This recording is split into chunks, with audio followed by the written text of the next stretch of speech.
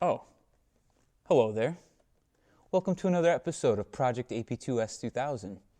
On our previous episode, we focused on installing these wonderful Recaro Speed seats into the interior. So continuing with upgrading the interior to make it a little bit more aesthetically pleasing, we're going to address this god-awful eyesore that stares you in the face every time you get into the car. We're going to be swapping out the factory steering wheel assembly for a much more aesthetically and functionally pleasing suede wheel made by Personal. And we're going to be adding a quick release and an aftermarket hub as well. A couple things about this steering wheel, the reason why I'm getting rid of it. I don't mind the shape of the factory S2000 steering wheel. The fact that it's a nice thicker brim, 3-spoke, I think is pretty cool. The 04 to I think it's 05 used this style with the ricer looking Honda badge here that's just kind of glued into the center of the steering wheel. And they got rid of the perforation in the leather from the AP1, and it's just got this smooth, really shitty feeling vinyl. And this one's kind of worn out now. It's like so smooth it's almost like shiny, like oily looking. So it's time for it to go. So let's begin with the install, shall we? So, step one in the install is we got to get all the charge out of the electrical system. And to do that, we're going to disconnect our battery, let it sit for 10 minutes. And after it's sat for 10 minutes, we're going to press the brake just to make sure that all the juice is out of the system and ensure that the airbag doesn't blow off in our faces and make us look hideous and fucked up for the rest of our lives.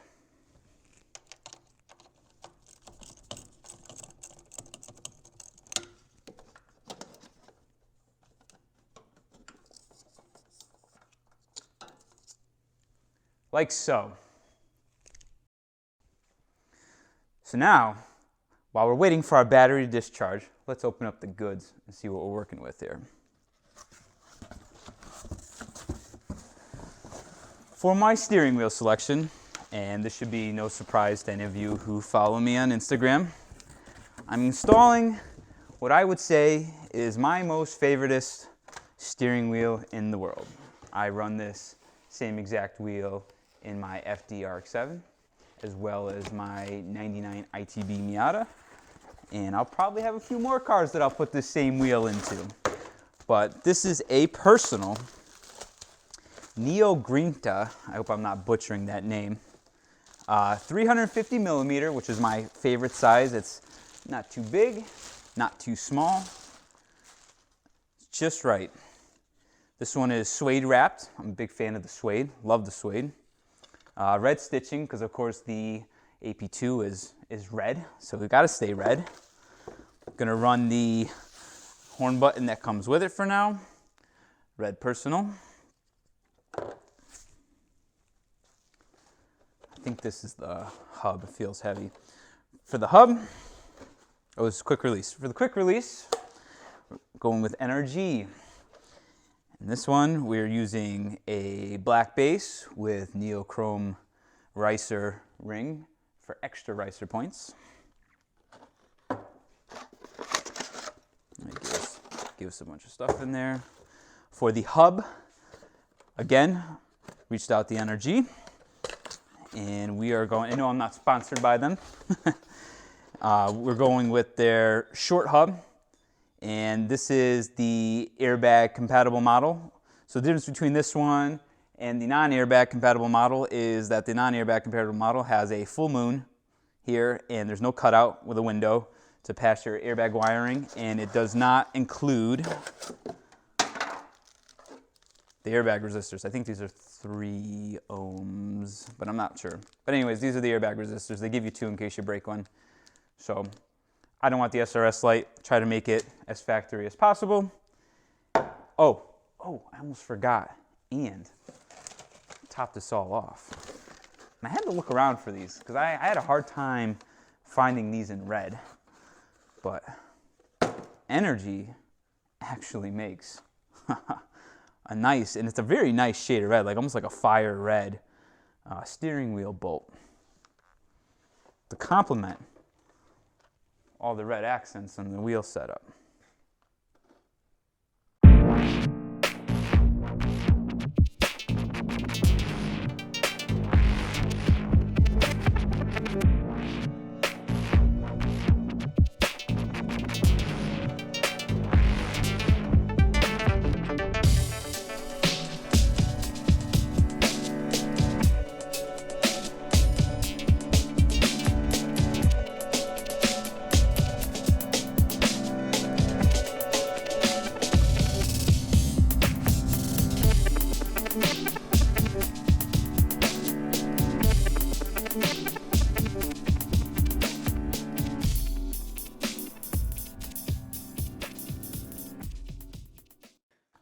So our next plan of action is we're going to have to remove the airbag from the steering wheel assembly. Now I have the luxury of having my AP1 steering wheel handy, and to show you where you can get at the bolts, there's two access covers on the back of the wheel. There's one here and one here. And these guys, they have like a little pressure fitting here, and you can pop it out with your hands. Same thing goes for here. So inside, we have a T30 headed Torx bolt, and the same goes for the opposite side. I'm filming this here because you won't really be able to see it as I'm taking it out of the car. But get yourself a Torx head in the socket, you can get right in there. So this is what we're going to be doing when we go into the car. All right, so now we can begin to take the steering wheel off. I'm going to press the brakey poo. Make sure there's no juice in the system, because the last thing you want is to have this blow off right in your face. I'm going to start with the covers. So I'm going to pull down on the driver's side here, take it right off, and then I'll get the passenger one too. Okay. Now, I've never had one of these go off, and I've changed quite a few of them. However, doesn't mean that it's not scary doing it. So whenever I'm doing this, I make sure I'm not directly in front of the airbag. Just because if it were to ever go off, it's going to suck ass. And the same thing goes for over here. I can't see where I'm going. I don't want to get in the way of the camera, so bear with me. There we go. So I'll loosen this one first.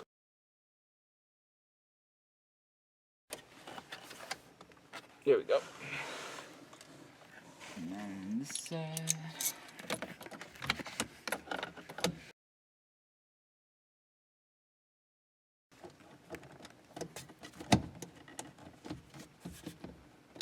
Okay. So those are my two steering wheel, or my two horn bolts, airbag bolts. So gently, I'm gonna pull this out. Now we got some wiring in here, and this can pop out. There's a clip that's holding the airbag plug in place.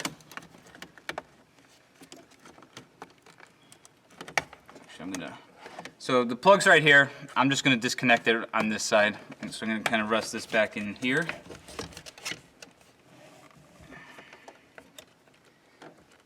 And try to find where the release is. I don't know why they always make these airbag plugs so complicated looking. Oh wait, there's a safety slider. Okay, there we go. Can you get that angle there? So the S2000 has this. You slide the clip back like that. It's spring loaded, and then you can pull it free. Pretty clever. So now that the airbag is free, gently pull it out. And voila. So the next step is we have to take the steering wheel bolt off, disconnect the horn. Actually, I could do the horn right now. I'll take this one too. And those are actually our radio control plug that I did. Here's the horn plug right here, this single wire guy.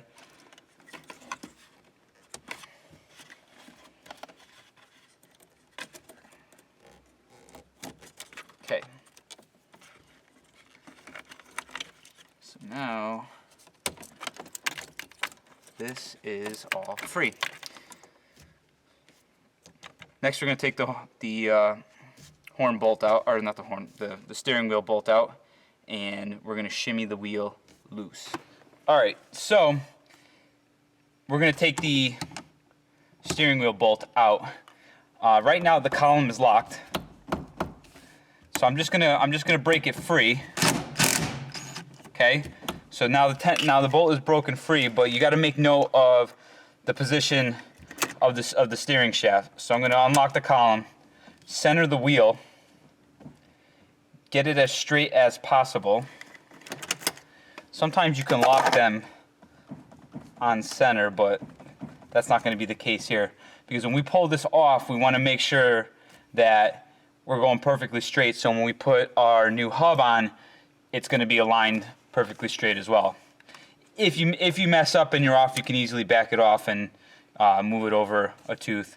So take the button out the bolt out the rest of the way. Now, most people think you need a steering wheel puller for this job.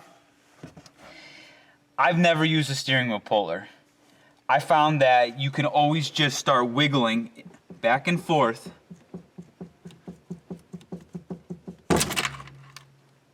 and she'll pop right off.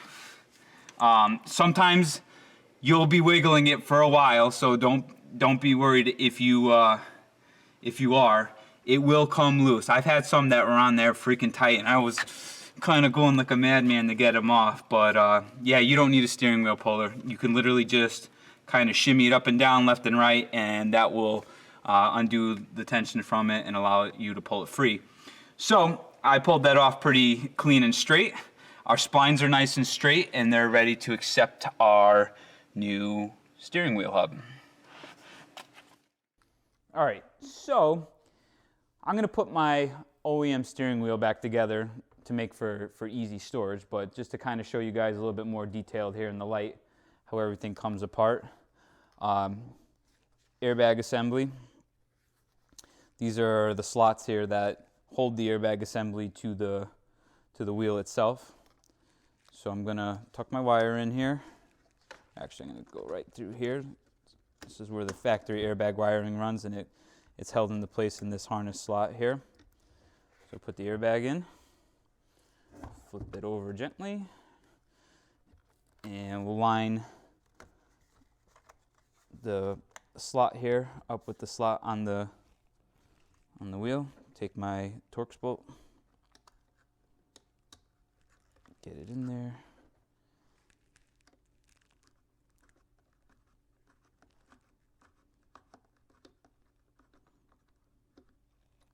There's one. Here's the other.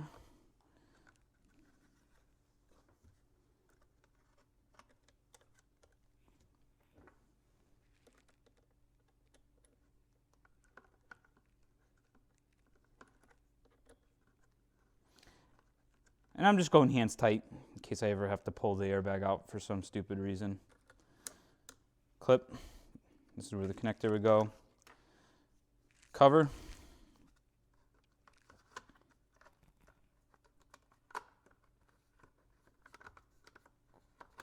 I'm gonna set this down to make this a little bit easier for me.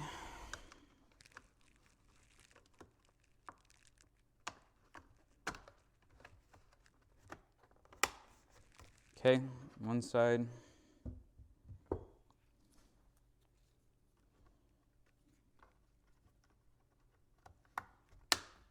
Other side. Now, I can go ahead and store it.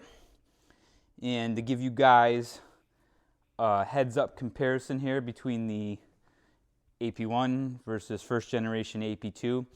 The later generation AP2s, I like what they did with the steering wheel. They got rid of this crappy glue-on generic looking badge, and they went with an outlined Honda badge, like kind of more centered, and I think it's a little bit smaller. Looks a little bit better, the airbag unit. I think they still use the same material on the brim. I mean, and you can see like this wheel's already kind of getting shitty looking and stuff, but it's too smooth, and I don't even know if this is real leather. This may just be like vinyl. It feels like vinyl.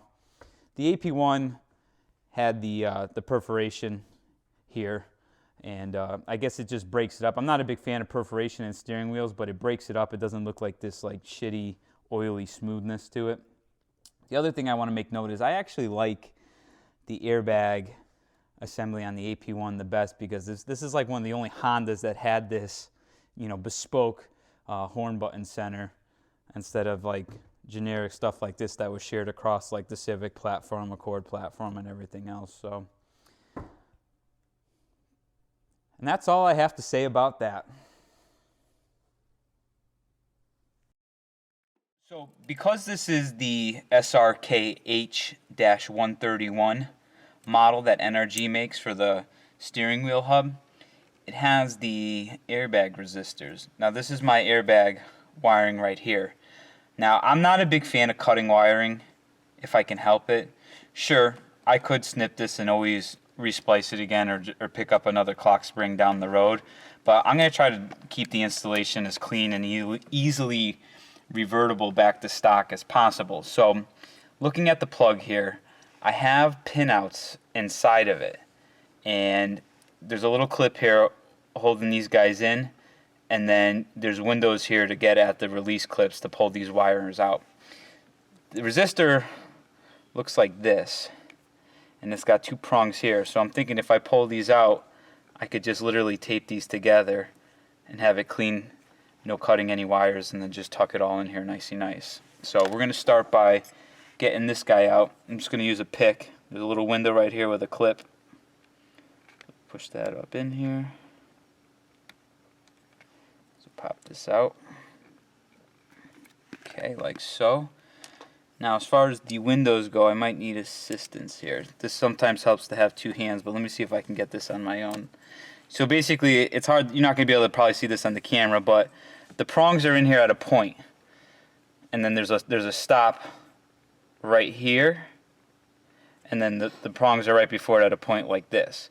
So you got to spread them apart so they clear the passage right here, and then you can pull it out. So I'm going to try to put a little bit of pressure, and I'm going to push off to the side.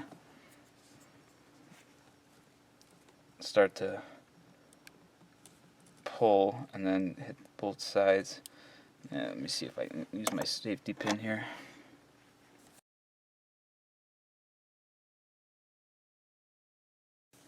I'm going to try to have my cameraman give me a hand here.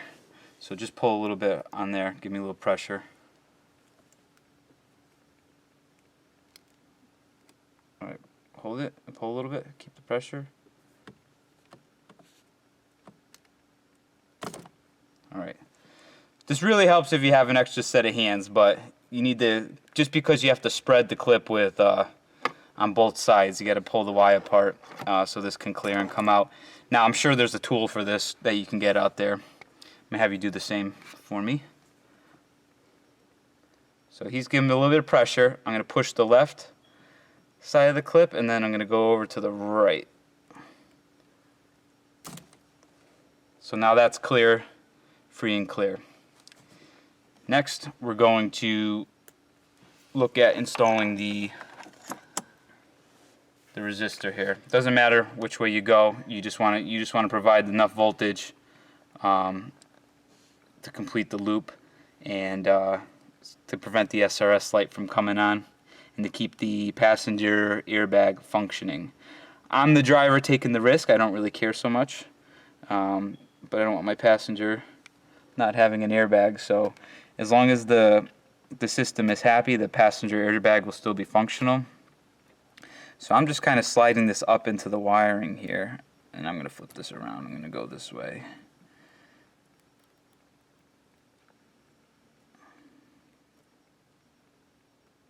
So that's up in there, like that, and then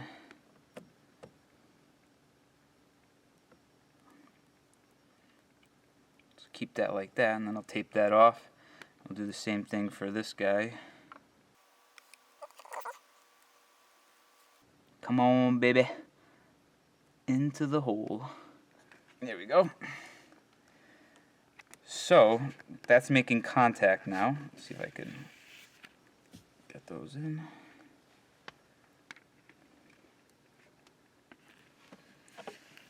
So I'll just take some electrical tape. So this is easily reversible, no cut wires. Just save the yellow clip that we removed. So I'll start from here.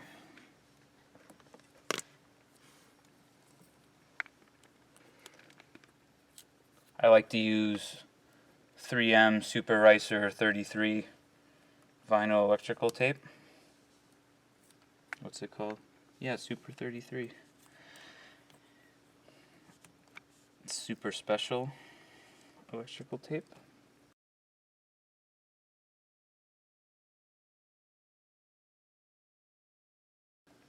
Alright, so here's our airbag resistor in.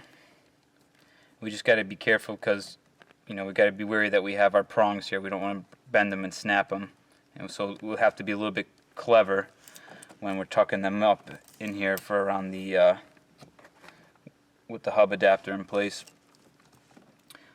Horn wiring, cruise control wiring, which you obviously know we're no longer going to have access to that. So we'll proceed with installing the hub. Alright, so I have my new NRG Slim hub here. Like I said, we have a window here to run our wiring, and it also clears the clock spring connector here. If you get this the non-airbag version of this hub, you won't be able to pass anything through here, and you certainly won't clear the clock spring connector. So you either got to remove the clock spring, which is silly, or take the plugs out. I think this is definitely worth it just to spend the extra, I think it's $20 difference to get this version of the hub, so you don't have to futz with any of that and you can keep everything in place. So we're gonna, top of the hub is the writing here, bottom is with the window cut out for the clock spring. We're gonna run our wires through the window.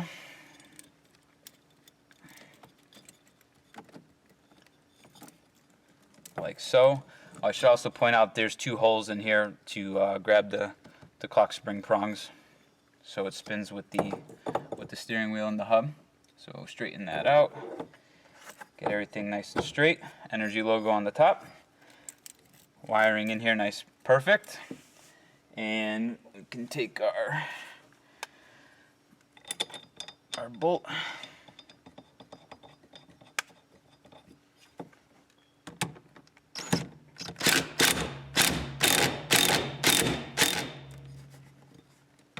One for good luck. All right. So next, we're just going to gently, again, because we don't want to snap these wires, going to tuck the resistor plug for the airbag in there. Just coil it up, followed by the cruise control harness. Leave our horn out because that's going to connect to our quick release. Now we're ready for the quick release. Alright, so I have the base here. Oh, hey. I have the base here of the quick release. And the nice thing is just everything's logo up. So NRG logo on the top and whatever on the bottom. But that's how you know the orientation of it. Logo up, logo up. I'm going to connect the horn button to this guy right here. Ooh, oh, all right. So tuck this in here. And so there's our orientation. Take these supplied bolts here.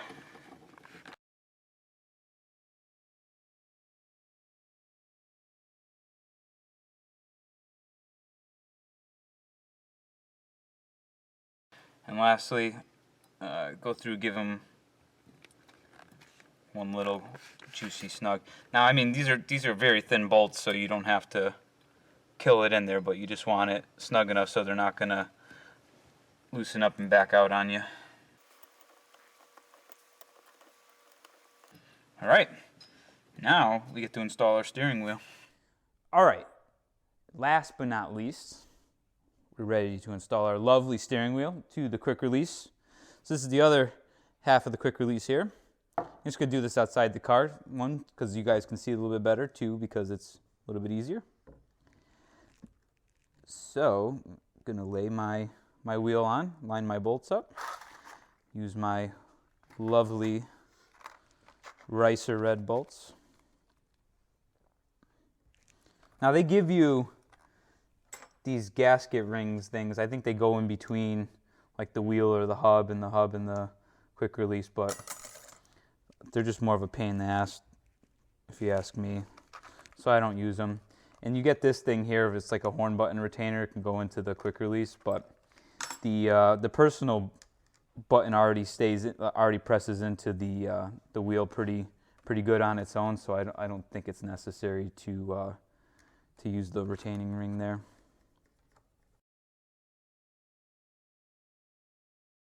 Just a little tight going in there. I wonder if that one wasn't machined too well.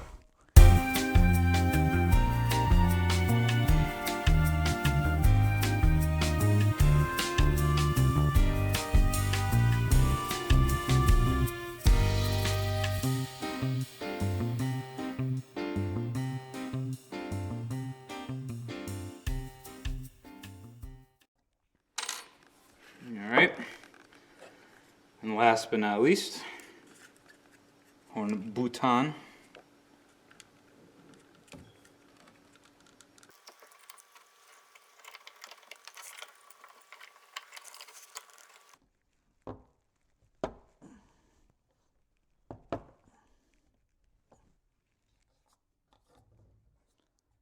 Yeah, so that just gets in there, but it's a tight squeeze, but it goes. Let me get a little raggy doo-doo here. Get my goy fingerprints off of this.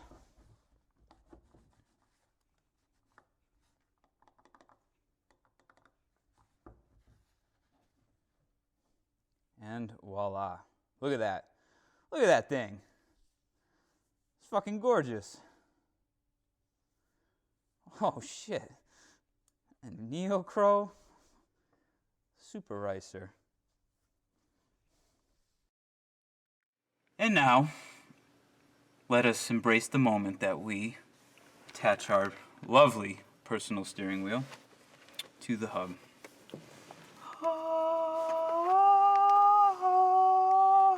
Okay. Oh yeah. Look at that.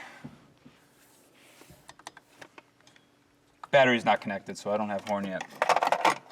But yeah, she's nice.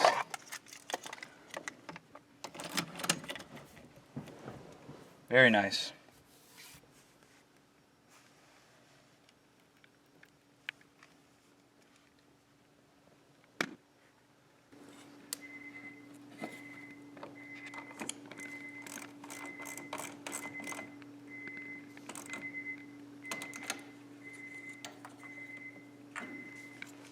All right, so I'm ready to eat my words here. I figured out what these ass gasket rings do. These are your grounds. See, I never had an issue with this because all my hubs in the past were not finished with like a powder coat material. They were just raw aluminum. So I always had grounding throughout the whole hub for the horn button. But with this one, because it's texture, it's powder coated black, I can't make contact. So these rings have a clear coated face and a raw face. So you put your horn ground here, my horn button through here, right? So hear me out, connect this. And then this guy is gonna get jammed in here, in between this, because this has grounding right here. I tested it before when I was trying to figure out why the hell the damn horn wasn't working. So I put this back, like so.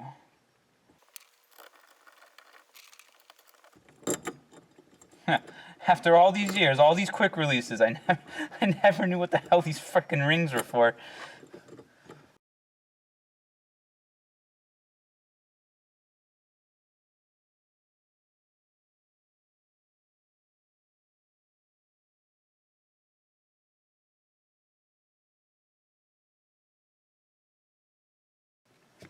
Oh, that means this gotta go in here. Alright, kill that there. So we ran into a little issue here with the horn contact. The personal horn button has a positive contact and it uses this spring clip as its ground. And the issues that we ran into with this wheel setup is because the steering hub here has a powder coated ring, it doesn't make any contact when you have it in. So that means we have to run the grounding up from the chassis to the button itself. So we're using the regular horn terminal here, and what I've done to add the grounding to the button itself is I just made a little clip to adapt to there. I'm going to wrap this. I know this is like kind of a chintzy way of doing this, but the bottom line is because of how tight these horn buttons are going into the hub, it's not going to come out. It's just going to stay in there anyways once it's in. So I'm just going to wrap this around here.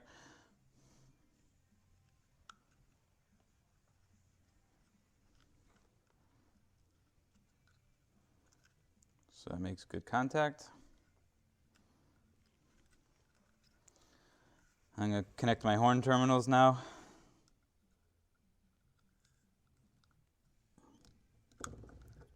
Uno, dos.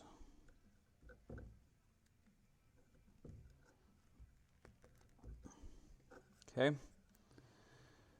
Tuck it in.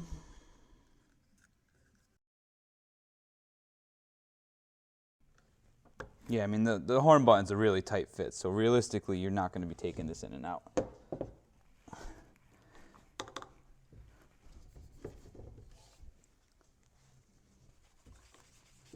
It's like the hot version videos. You need to cue the squeaky noise. Any of you ever watched the REM Emiya videos?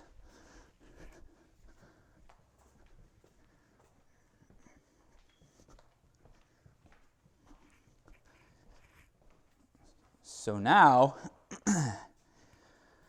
so if I put this bad boy in,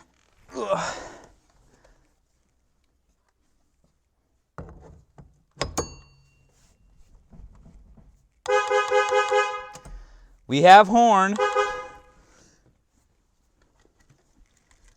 and straighten out the wheel. I must say, it complements the interior quite nicely. Everything looks nice and clean. The size looks right. Matches my red stitched shift boot here. Now only if it wasn't snowing so damn much, I'd take it for a ride right now.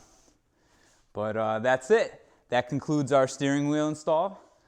Thank you very much for watching. If you have any questions, leave it below. I'll do my best to answer you. Till next time, done.